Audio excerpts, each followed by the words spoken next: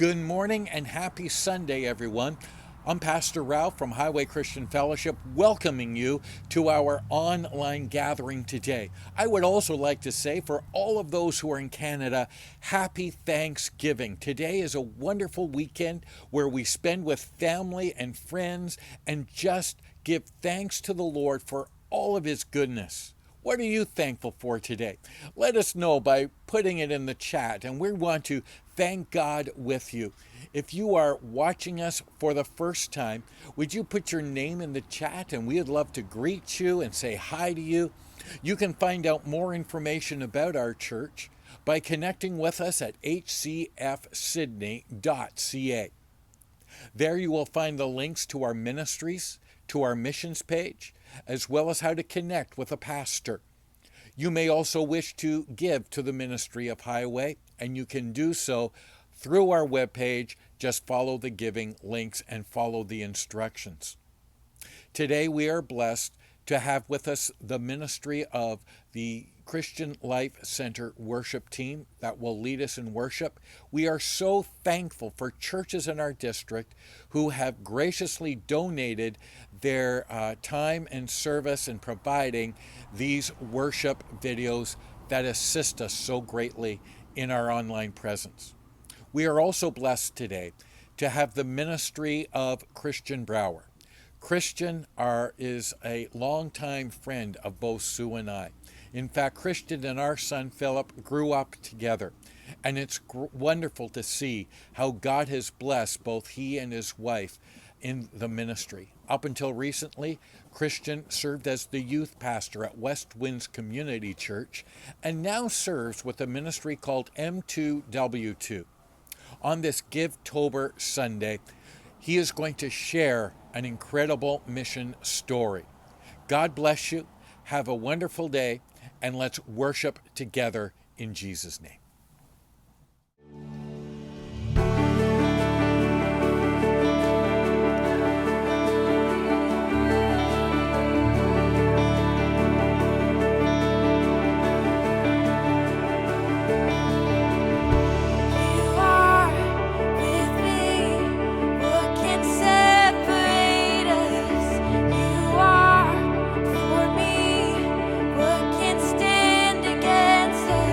Your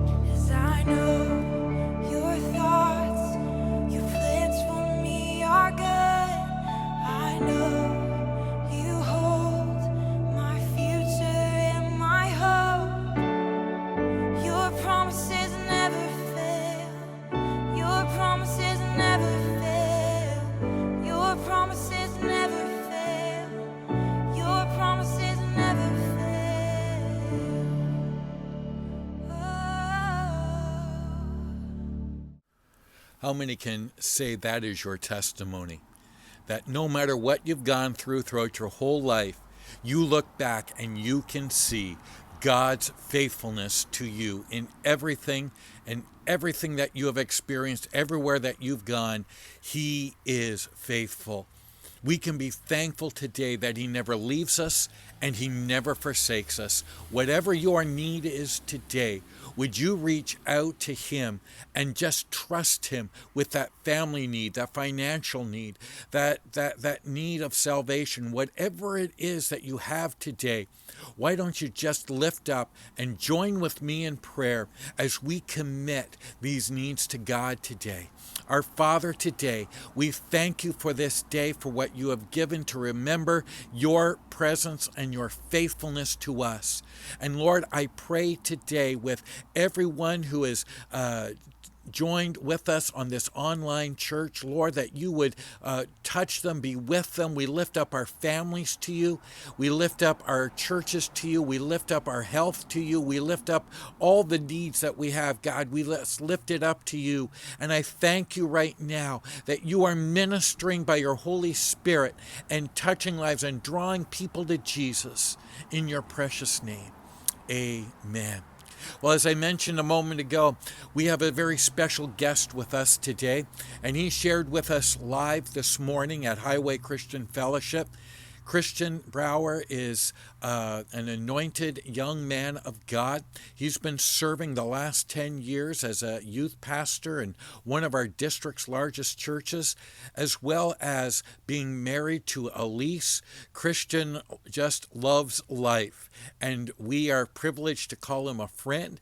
We're privileged to call him really our third son, and we just are so thankful that Christian could be here today to share with us what God is doing in the prisons through the ministry of W2M2. For over 50 years. It's been around a long, long time. And our mission is to empower and equip volunteers to build practical mentoring relationships with people affected by incarceration. That's why we exist, that's what we do. And we have three main programs. Program number one that we have is our prison mentorship program. That program is mainly all volunteers who go inside prison institutions and match with a male or a female. So if you're a male volunteer, you'd match with a male. If you're a female volunteer, you'd match with a female. And you mentor them. You have conversations with them. You do life with them. You're trying to build a relationship that's going to help them succeed once they get outside in the community. And you'd be shocked at how appreciative they are to those relationships and how meaningful they are, because a lot of them through situations and circumstances don't have really anyone else coming to speak with them. So that's really important. Our second program is our NOLA program, which stands for No One Leaves Alone. And that's the program that I mainly work with. And that program's been around for just a few years. And that program exists for when folks come out of prison. We try to help them get back on their feet, try to help them get their life back on track in 5 main areas. We help in health, housing, relationships, education, and employment. So a lot of times what happens is people come out of prison and they really don't have anything to go to. They don't have maybe a lot of relationships on the outside that can help them. They have to find a job. Maybe they don't have a lot of skills that can transfer to that because of how they've grown up in their life. Sometimes they literally are left to just find their own place to live. And there's been times where if someone's been in prison for a number of years, the world's online now, and so it's hard for them to adjust. And so we try to really help them get their lives together and back on track and offer support for them. That's our NOLA program. And then our last program, we have 2 thrift stores that we operate, one in Abbotsford and one in Chilliwack, and those also work as work experience programs for people who are coming out of prison, so they can get experience working in a place and get some experience on their resume and that sort of thing.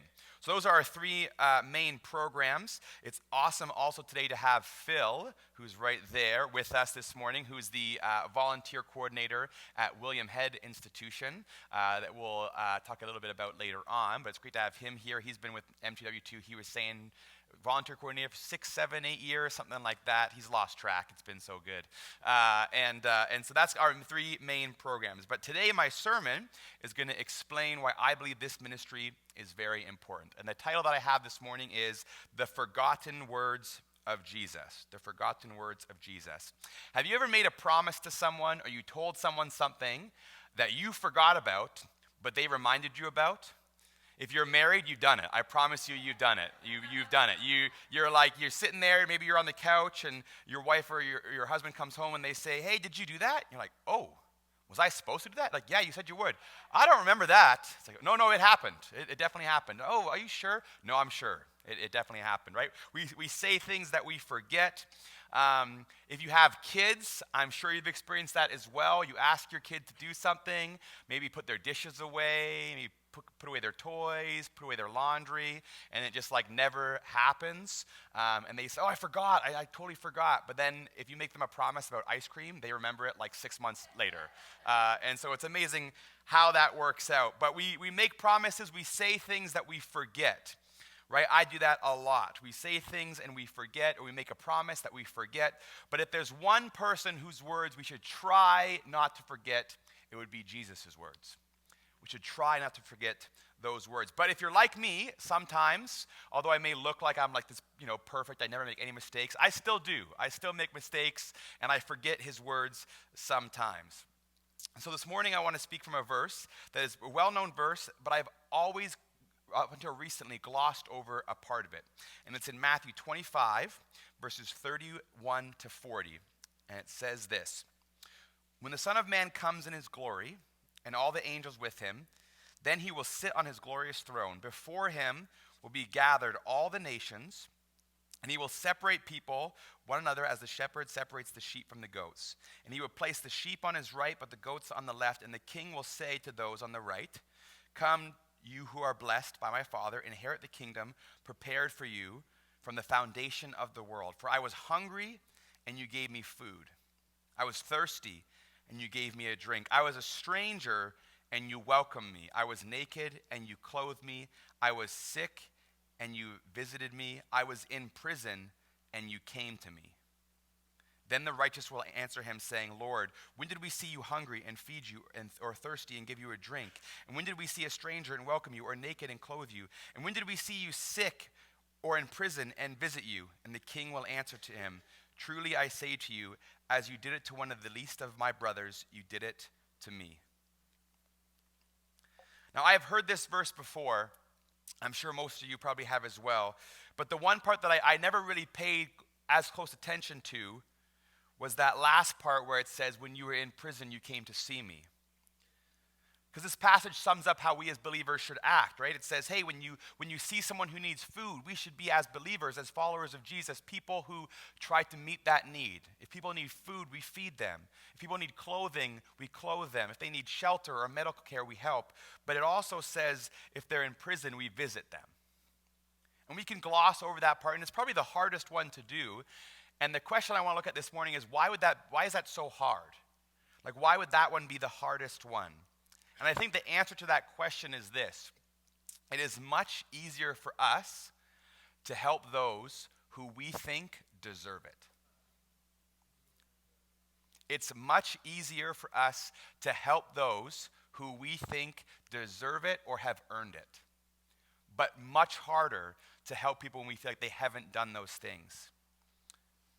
If it's kids who are hungry, we think, of course, we want to help them. If it's a single parent, we want to help them. If it's families in poverty, we want to help them. But it's much harder to help those when we feel like they may not deserve it.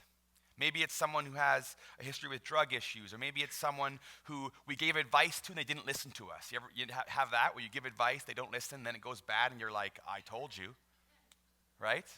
Should have listened to me.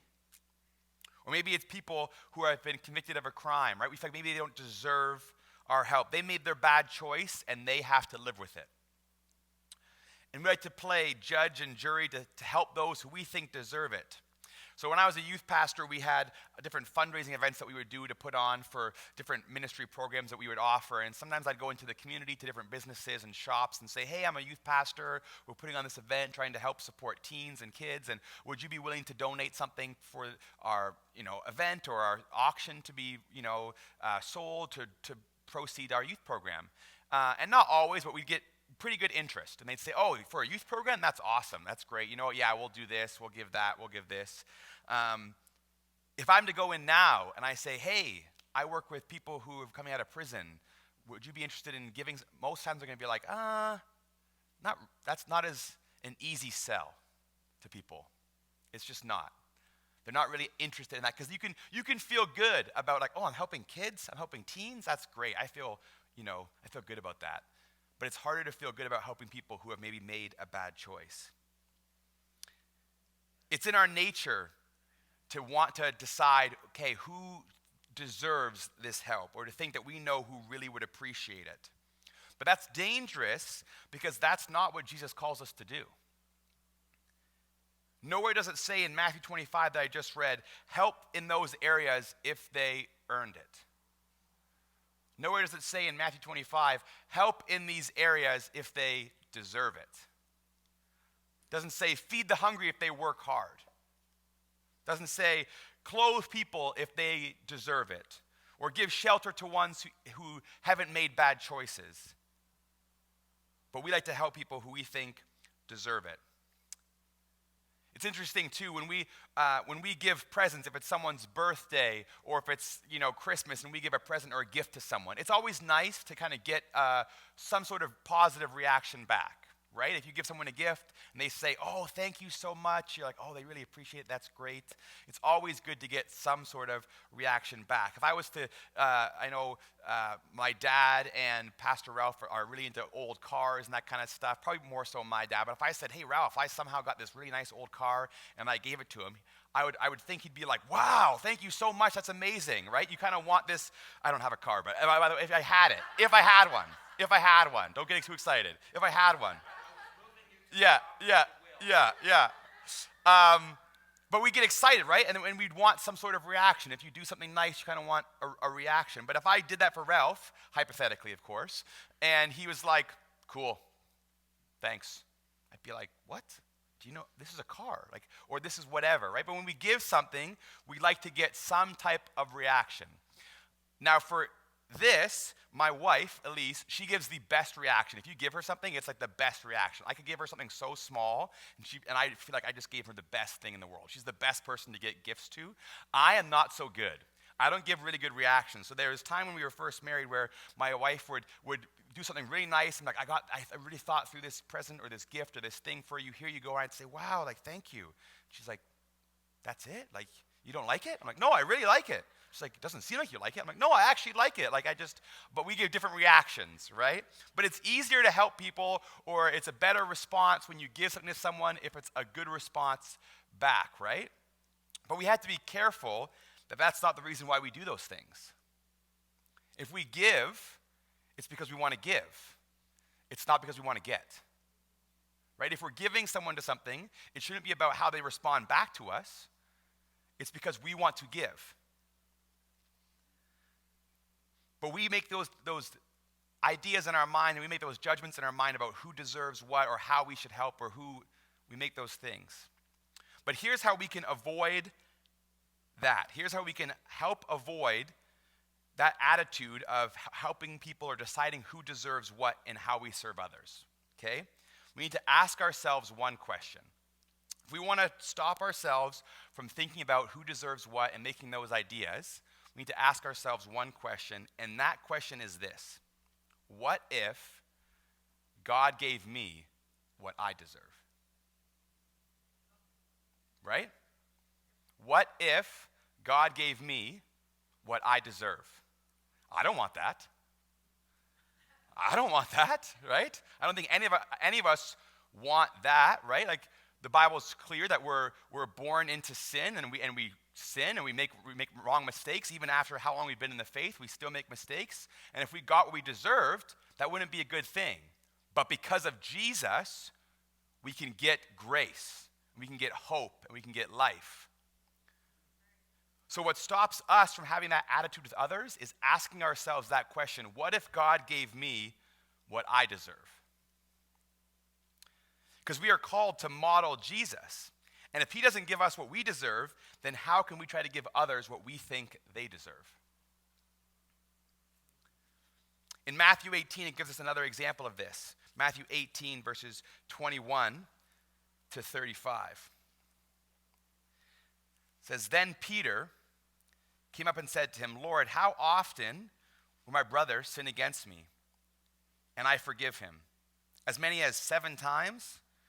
Jesus said to him, 'I do not say to you 7 times, but 70 times 7.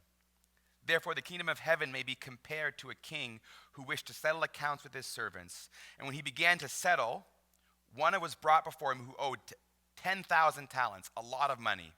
And since he could not pay, his master ordered him to be sold, and his wife and children, all that he had, and payment to be made. So the servant fell on his knees, imploring him, 'Have patience with me, I will pay you everything.'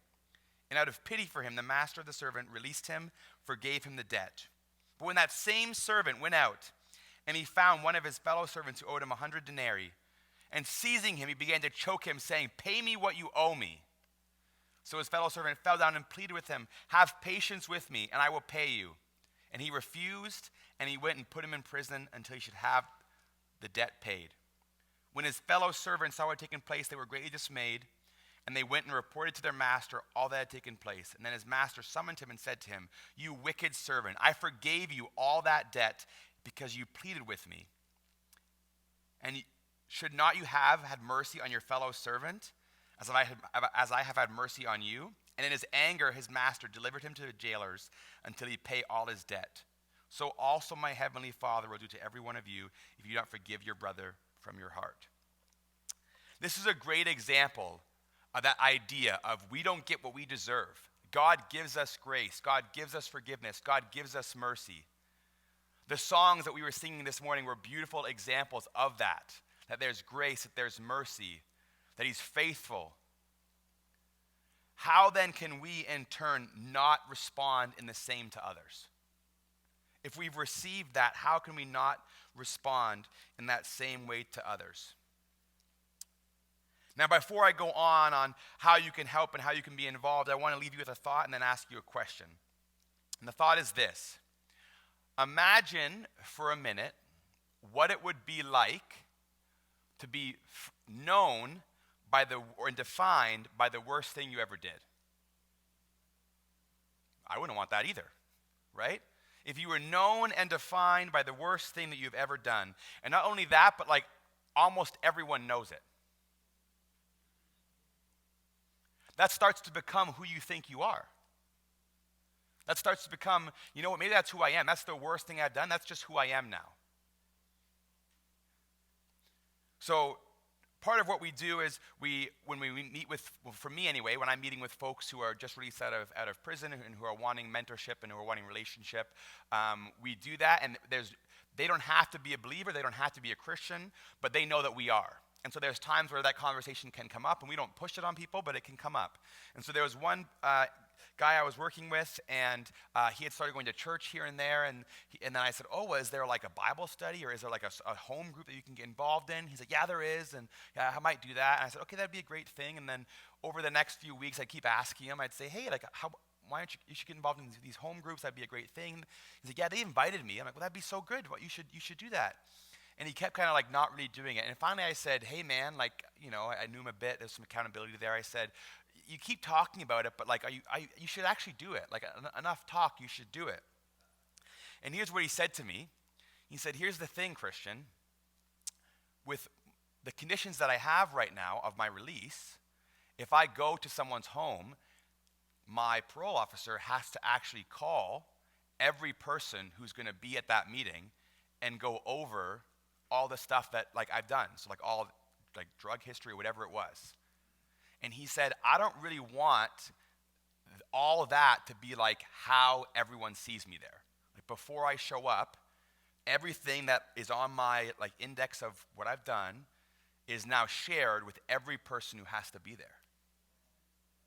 And I remember thinking like, that's fair. You know what? I'm sorry. I shouldn't have been pushing you. But that would be hard, right? Because then immediately he walks into this study or this home group or whatever it was, and it's everyone already knows the worst thing that he's done. That would be hard. That would be challenging to recover from. So now the question, that was the thought. Now the question is, when we look at Scripture, who was the first person that Jesus took the place for on the cross? It was Barabbas, right? The first person he actually died for, the first person he took his place for was Barabbas, a criminal. That was the first person he took the place for. And Barabbas had done some terrible things. And of course, we know the story, we know how it all went down. But Jesus never fought that. He went and said, that's fine. And we never hear about Barabbas again.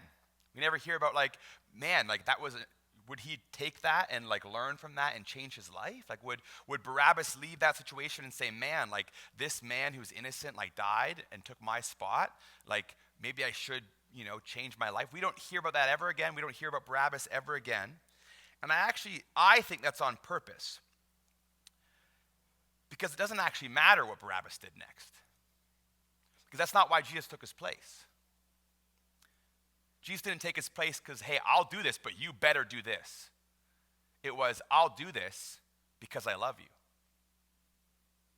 It was never okay, I'll do this, but you have to do this for me, right? We make that, we kind of have those conversations sometimes with people that we love or our family, fine, I'll do this, but you owe me one. We do that, right? I'll do this, but can you do this for me later? That's not what it was, because it doesn't matter what Barabbas did next. Barabbas didn't earn or deserve it, but Jesus took his place anyway. Jesus was loving Barabbas. The first person he died for was a criminal, and the last person he witnessed to before he died was the person next to him on the cross, also a convicted criminal. It's pretty clear that Jesus is okay interacting with these people. It's pretty clear that Jesus is okay with these people changing their lives, that there's room for them. Because it's not about who has deserved it or who has earned it. It's about who Jesus tells us to help. And it's for him to decide. He's the one that is the judge, not me. I don't want to be the judge. I want to finish with a story. One of the clients that I work with, and I won't say his name for confidentiality purpose, one of the clients that I worked with, he had been in prison for 45 out of his about 65 years of life. And he had first went inside at about age 15. So if you do the quick math there, about 45 out of 50 years he'd been in prison. So his whole life, basically. And so that's where he's at. And now when he's in prison, he actually became a Christian. Through M2W2 mentorship and through people who are meeting with him, he becomes a Christian, and he starts to, change how he thinks about things, and his life and his personality starts to change.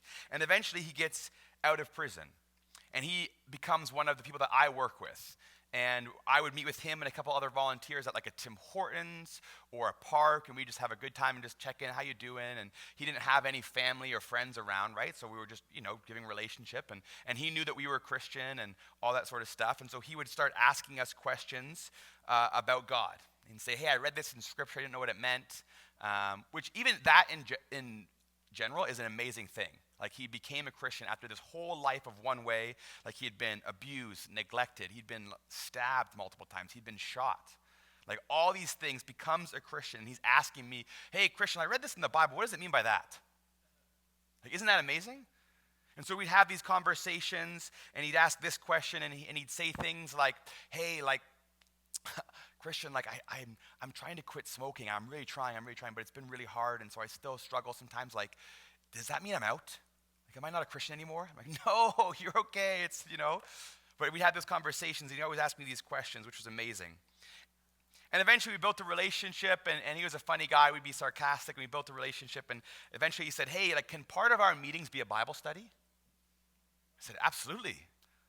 And so part of our meetings each week, we'd have a little bit of Bible study, and we'd pray together and have this amazing time. I play on a baseball team in Abbotsford, actually with Phil, Pastor Ralph and Pastor Sue's son. And I was able to bring him to one of my games because he used to love baseball. And I said, well, can I come to a game? Absolutely. And so I brought him to one of my games. We watched the game and then went to McDonald's afterwards, which would be like a pretty average night for most people. And he told me that was the best night he could remember. Best night he could remember. The next day was a Friday, and I was driving him to a doctor's appointment, and he asked me a question I'll never forget. He said, hey, Christian, I know that you say that God forgives us, and I'm so thankful for that. Like, it blows my mind that after all the things that I've done, God could forgive me. It blows my mind. That's amazing. And he was so appreciative. He said, I don't want to take advantage, but I still make mistakes. Like, I still mess up. I still have, I still talk the way I shouldn't talk sometimes. I still make mistakes, but I'm really trying, but I don't want God to feel like I'm not being serious about this. But I am really trying. And he said to me, is there still room for me?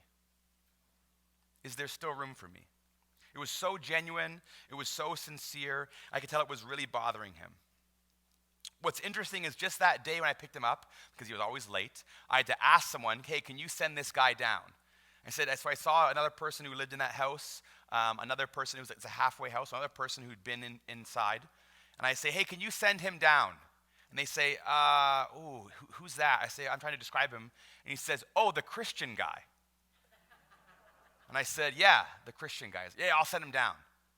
So clearly his life had changed, if that's how he's known inside this halfway house. So he comes down and he says, is there, and we go out for, that was the night of the baseball game. So he says, is there room for me? And in that moment, scripture came to me, and I said to him, the Bible tells us that his grace is sufficient for us, that his power is made perfect in weakness. So even when we make mistakes, even when we struggle, of course, his grace is enough for us. So of course, there is room for you. In fact, because you're going to have a lot of company because we all make mistakes. You're going to be just fine. And he said to me, oh, that's amazing. That's so amazing. Like, oh, man, isn't God good? I said, absolutely he is. Absolutely he is. And this man, this time of his life he's in a wheelchair. And so we're at his appointment, and I drop him off, and he struggles to stand up, and he gives me a hug and says, I love you, brother. I said, I love you too. Like, well, I'll see you next week. That was Friday, just a few weeks back. 4 days later, I get a call from his parole officer, and I'm thinking, oh no, like, did something happen? And they informed me that early this morning, that morning, he had passed away. His lungs had failed. And the first thought that comes to my mind is, the last conversation I have with him is he's talking with me saying, after all I've done, is there room for me? Is there room for me? And I was able to tell him, absolutely there is room for you. There is absolutely room for you. God's grace is amazing, and I'm sure all of us here have experienced it in some type of way. And our mission at M2W2 is to try to extend that to others that almost no one else will. He is a person that never would have had that trajectory of his life if M2W2 didn't exist. I can confidently say that. After all that had gone on in his life, his last conversation with me is, hey, is there room for me? And he is known in his halfway house as the Christian guy. These people that we work with are not lost causes. And a lot of times they get treated like that. But they are not lost causes. They are people who have maybe been in the gutter their whole lives, and they just need someone to extend a hand of Christian love and grace and show them who Jesus is to pull them out. When I was in Sunday school as a kid, there was this song that I loved. And it was this, fun song where it's talking about the house of God. It says it's a big, big house with lots of rooms. It's a big, big table with lots of chairs, lots of space. It's my Father's house. And the amazing thing about the house of God is that there is always room for one more. There is always room for one more. So now, I'm going to quickly go over how you can help with the ministry of M2W2. Number one is prayer. I was actually talking with Phil this morning, and he was saying, and he said a great thing I loved. He said, not everyone can maybe go inside, or not everyone can maybe give financially, but everyone can pray. Everyone can pray. So you can pray for us. There's actually a way that you can join our mailing list. If you are on email, you can go to our website, m2w2.com, and if you stay there for like a minute or two, this like little pop-up will happen. I know pop-ups normally you don't like, but a pop-up will happen, and it'll say, hey, what's your name? Do you want to stay in touch? And you'll get like our monthly prayer newsletter, prayer calendar of things that you can pray for. And it's confidential, so we don't give like specific names. We might give initials or things like that, but God knows who they are. We all know that. And you can pray for us. You can pray for the people that we work with. So number one is prayer. Number two is you can actually volunteer with us. Now, our NOLA program right now is on the mainland, on the lower mainland. But as I was saying, William Head Institution is here, and our volunteer coordinator, Phil, is here this morning. And we were talking this morning, he says, I always need volunteers. Always need volunteers. Someone who can come in and just say, hey, let me just listen to you. Let me hear about who you are. Let me hear about your story. Let me just model, to use Phil's word, model God's love and grace to someone. You can always use volunteers. And so if you were interested in what that would look like, myself and Phil are going to be in the foyer after the service. But Phil's the person you want to talk to because he's the one that's going to be actually connecting you, and he's going to have all the information that you're going to need. And so Phil would be a great person to ask, hey, what would it actually look like? Because sometimes we have this idea about like what going into like a prison would be like, and it's because we've watched TV or the movies. I promise you it's not like that. But that's what we think, right? We're like, oh man, you're walking in, like you're kind of scared. And maybe it's still not for you, and that's okay, but talking with Phil, I think, will put your mind at ease for a lot of those concerns. And the last thing is, as Pastor Ruff had said earlier, is finances. So the money that we raise goes to supporting people like the person I just mentioned. It goes to practical things like food or clothing or work stuff or a bus pass so they can actually get to work. Because what happens is people come out of prison and they have nothing, and they're so worse off that they were actually in prison that sometimes they actually go back on purpose because they know nothing different. The world has passed them by, and we're just trying to help them catch up. One time I heard a story that broke my heart. And it was my boss telling me that he was on the phone with someone, and we're trying to find him a place to live. He's coming out of prison. He doesn't have anywhere to go. And this is what he said, word for word. He said, could you just get me one of those good plastic-coated cardboard boxes? One of the ones that can withstand the rain? Like, that'll be awesome. Could you do that for me? And he's serious. That's what he's asking for. So our finances go to helping them find places where they can stay and live and work and to have food, practical things. Because what happens is if they can't do those things, they're going to reoffend, and they're going to go back to prison. And so we want to help them avoid that. And so that is the kind of support that we give. So I'm going to invite Pastor Ralph to come up, and he can give some more information about how that would work for Highway Christian Fellowship. Thank you, everyone.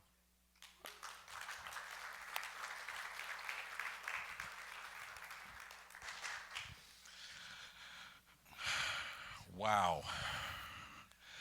I have to be honest, Christian, you woke me up this morning because it's so easy to fall asleep, to know the Lord, to say, yeah, we know these things in our head, but to hear this, and we've heard your heart, and we've heard what God is saying to us this morning. It's been like a wake-up call to us all.